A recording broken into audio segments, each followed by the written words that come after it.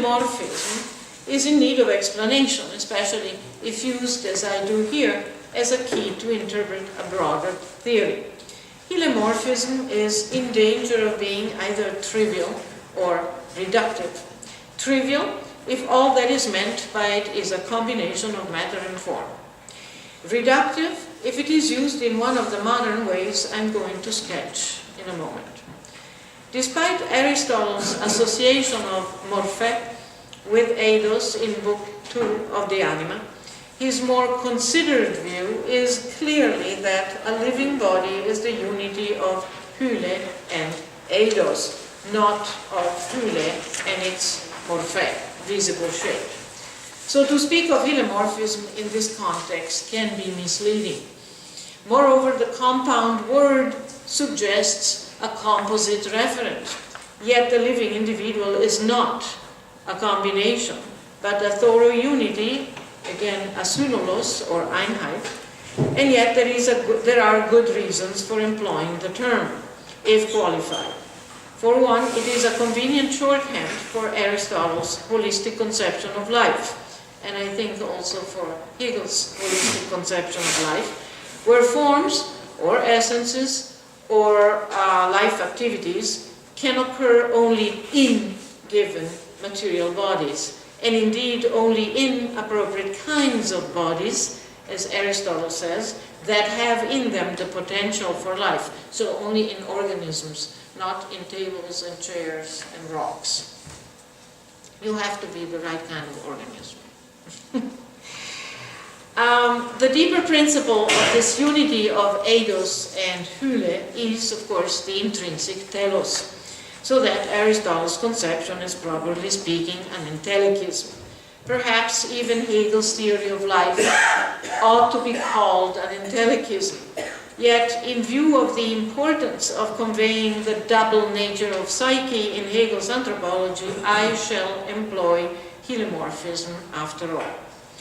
A recent study by Gideon Manning on the history of this word in Latin, Anglophone, and German contexts shows the many ways in which hyle or hylomorphism has been used. The term is of recent coinage, 19th century, and there is no unique understanding of it in philosophy, theology, or science.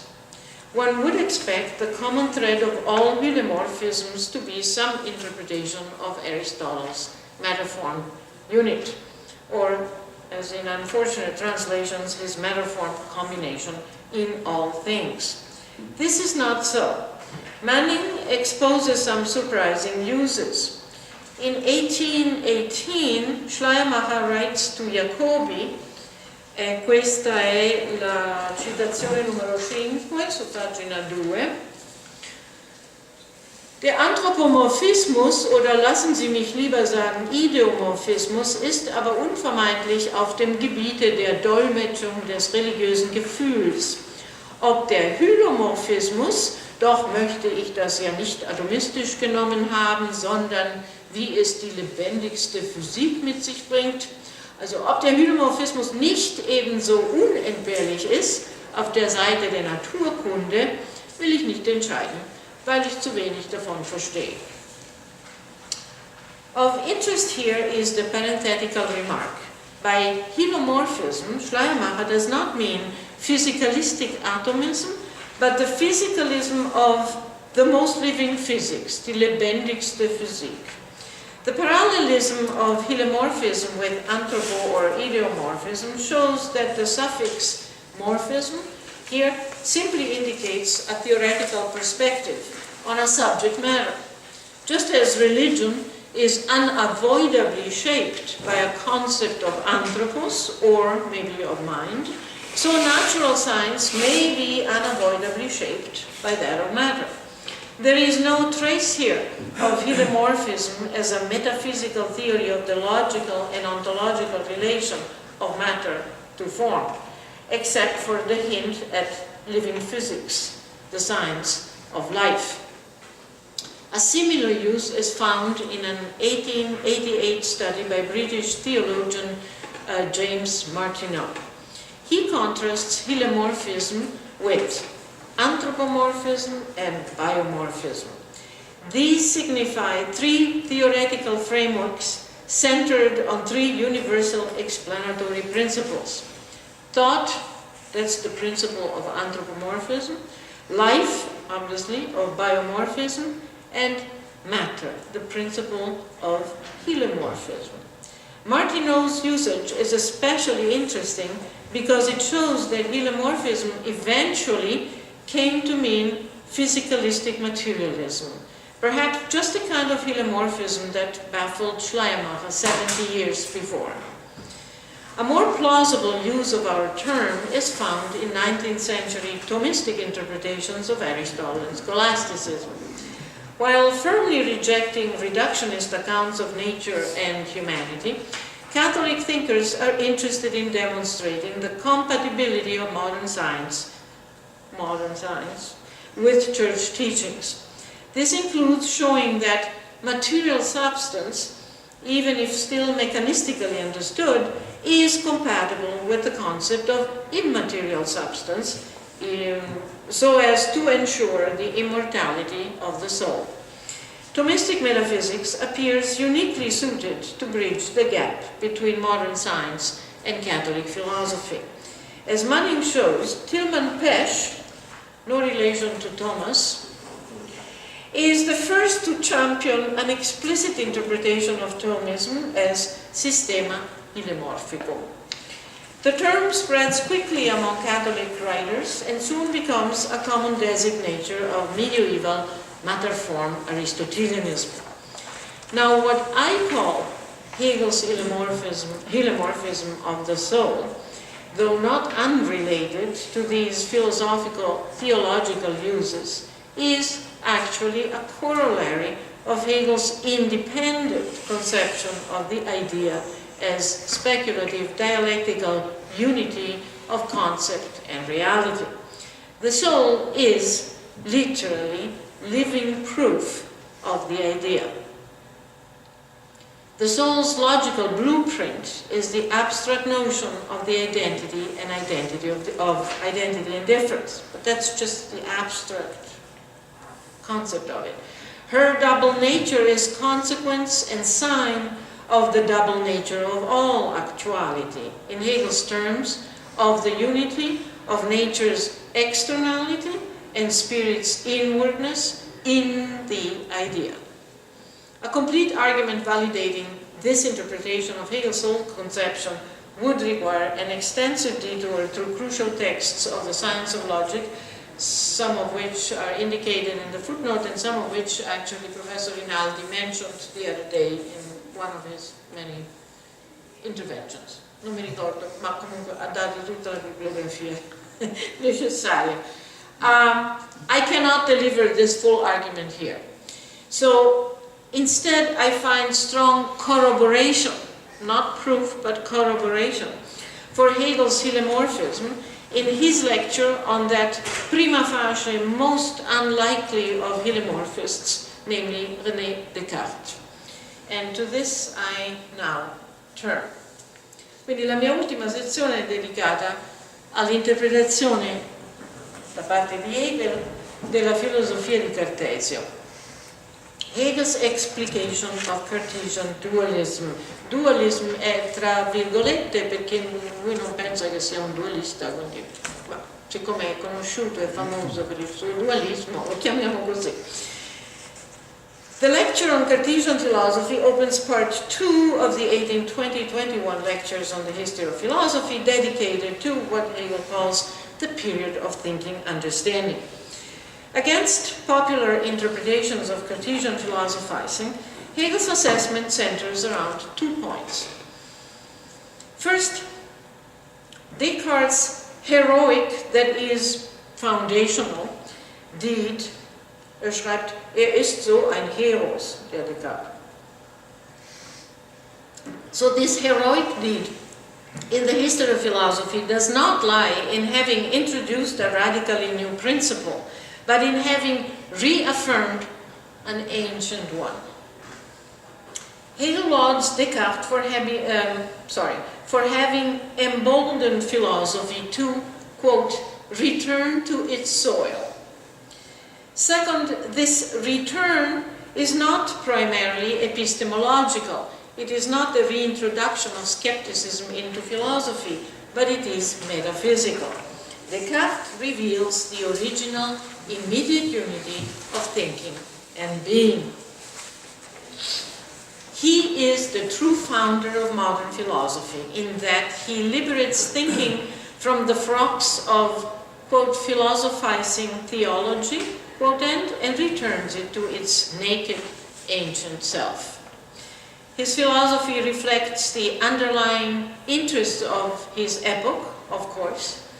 All prejudice must be forsaken so that the human being may once again be sure of itself. With Descartes, quote, philosophy has regained its proper ground, damit hat die Philosophie ihren eigentlichen Boden wiedergewonnen, sagt er.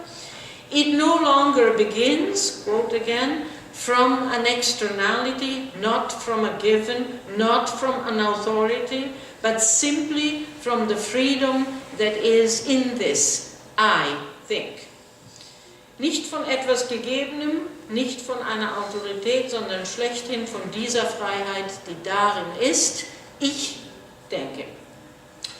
Descartes' second grounding of philosophy is a return to the Socratic and Stoic principle that self-reflective thinking is the paradigm of human freedom.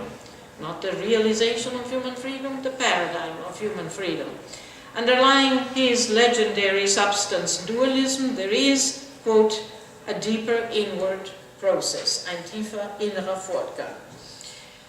Though alas, disguised by the naive, or perhaps French, mode of argumentation. The ratiocinating letter of this philosophy notwithstanding, its rational spirit establishes the underivable unity of thinking and being beyond any doubt.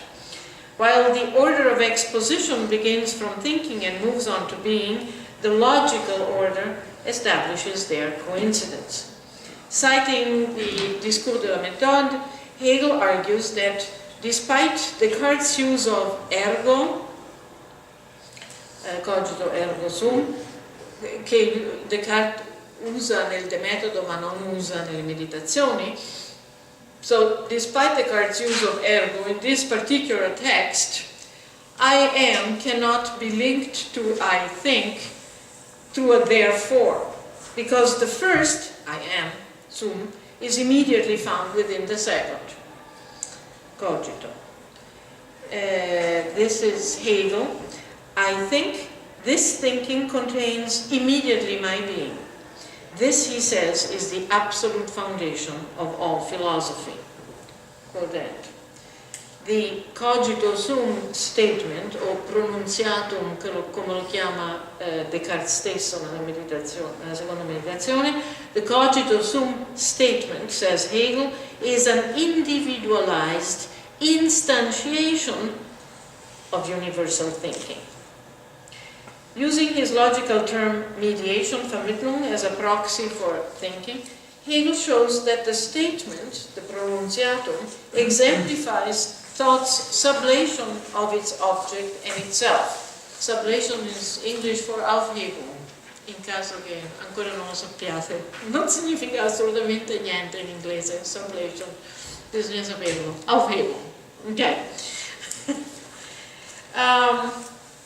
Hegel shows that the statement exemplifies thought's sublation of its object and itself.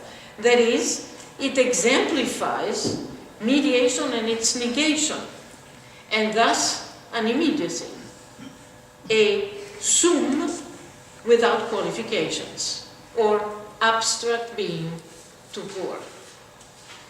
La citazione che segue è il numero 6. Das Denken ist die Beziehung auf sich selbst. Das reine Einssein mit sich. Die Frage ist nun, was ist das Sein? Sein ist eine Beziehung, Identität mit sich. So ist es die Unmittelbarkeit, die auch das Denken ist.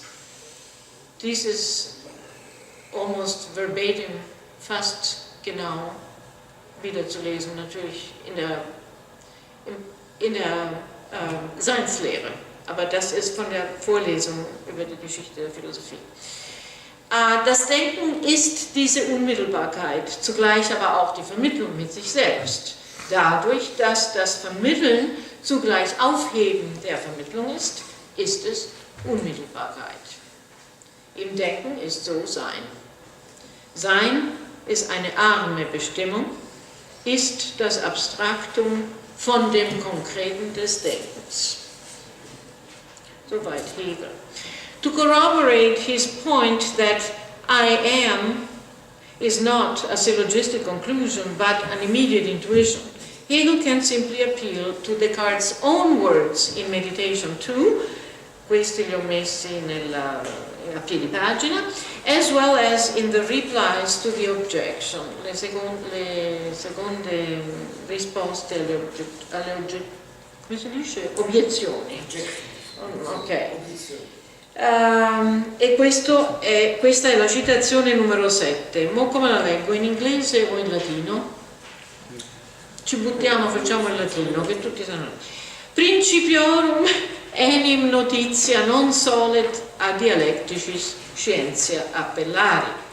Cum autem advertimus nos essere cogitantes, prima quaedam notio est quae ex nullo syllogismo concluditur. Non dice pure lui. Neque etiam cumquis dicit ego cogito ergo sum sive existo, existentiam ex cogitatione per syllogismum deducit, sed tamquam rem per se notam simplicimentis intuitu agnoscit. È il simplicimentis intuitu che è espresso dal cogito ergo sum, non c'è ergo. Hegel paraphrases the continuation of this Cartesian passage as follows. Qui è la parafrasi di Hegel del prossimo passaggio, è il numero 8, l'ultima citazione. Hegel, man muss diese Proposition, der Pronunziatum, nicht in einen Schluss verwandeln wollen. Es ist ganz und gar kein Schluss, denn dazu müsste der Obersatz sein, alles, was denkt, existiert. Aber jener Obersatz, la premissa major, wird gar nicht aufgestellt, sondern ist vielmehr erst ein abgeleiteter von dem ersten. Ich denke, also bin ich. This also and so, Hegel comments, is not a therefore. All it does is, and I quote Hegel, posit, setzt, the immediate connection of being and thought. Descartes' idea of God contains the same representation, Vorstellung, as does the concept of the cogito. In that idea, quote, being and thinking are inseparably connected, quote end. The ontological argument relies on the same immediate insight, the simplicimentis intuitus, that discloses his own existence to the thinker.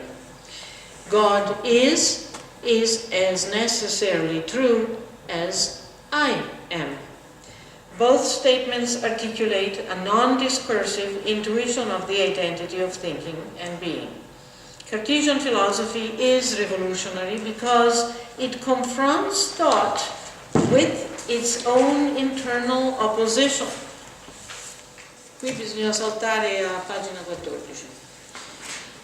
It confronts thought with its own internal opposition between itself as mere res cogitans and the latter's thinking of itself as res extensa or being. These are not, of course, Descartes' explicit terms. Since his Zeitgeist aims at erasing the distinction between philosophy and the mathematical sciences, Descartes conceives thinking in the form of understanding. As thinker of the understanding, he shuns all paradox and contradiction, even when he confronts them head-on at crucial points of his work.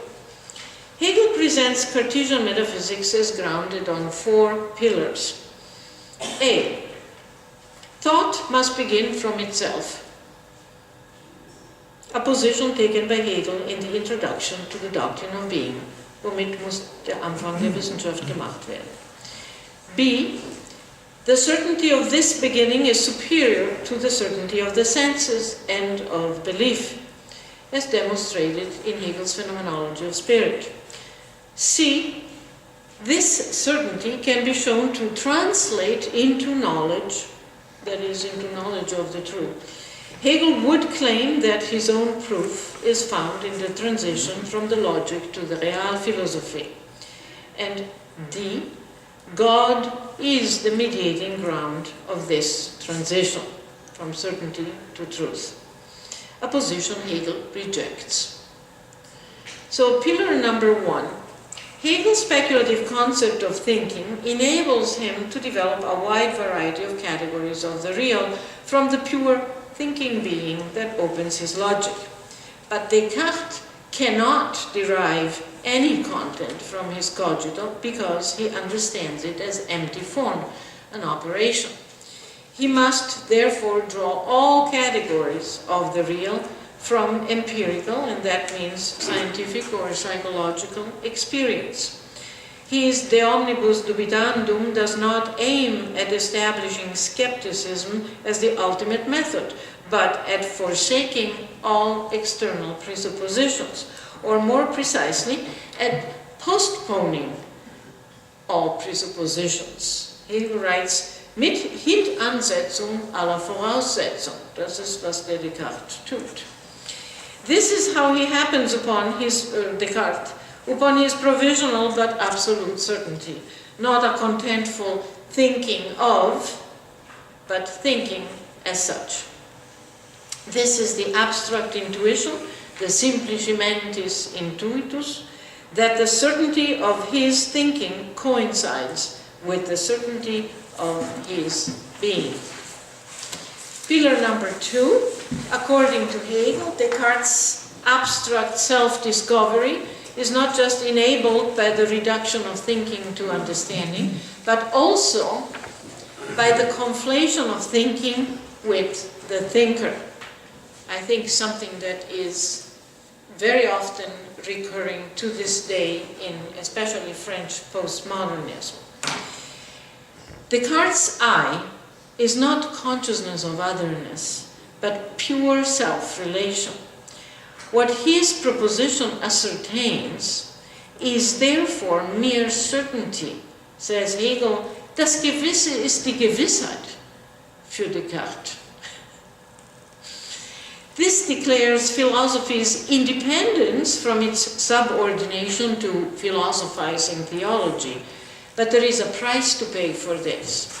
The price that Cartesianism pays for this insubordination is its confinement to the sphere of subjectivity, Hegel says.